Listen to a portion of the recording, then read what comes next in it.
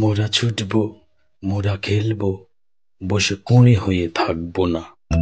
ছাতি ফাটবে, মাথা ভাঙবে, তবু পরাজয় মানবো না।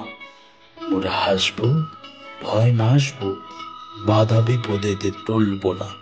প্রাণ খুলবো, মান ভুলবো, দিন দুঃখীদের ঠেলবো না। গায়ে ঘাটবো, বন কাটবো, মাথা গুঁজে বসে ভাববো না। মাটি করবো, চাষ চড়বো, পরিশ্রমে হেলা করবো না। মোরা ছুটবো, মোরা খেলবো, বসে পড়ে হয়ে থাকবো না। বিদ্যালয়ে পড়াশোনার পাশাপাশি নান্দনিক, শারীরিক, মানসিক, প্রাক্ষবিক এই সমস্ত বিকাশের জন্য খেলাধুলার প্রয়োজন অত্যন্ত আবশ্যিক। বিশেষ করে বুদ্ধির কিছু গেম আছে, সেই গেমগুলি প্রত্যেকটা বিদ্যালয়েই খেলানো উচিত মাঝে মধ্যে।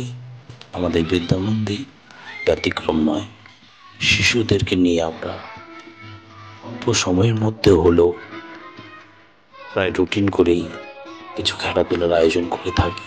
তাতে তারা হর্ষিত হয়, উৎফুল্লিত চিত্তে, আনন্দিত চিত্তে পরস্পর প্রতিযোগিতায় মেতে ওঠে, তারা খুব আনন্দিত হয়।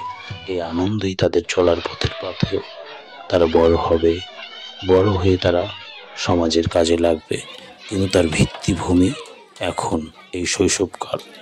শিশুদের শৈশবকাল একটা ছোট্ট চারা গাছের মতো।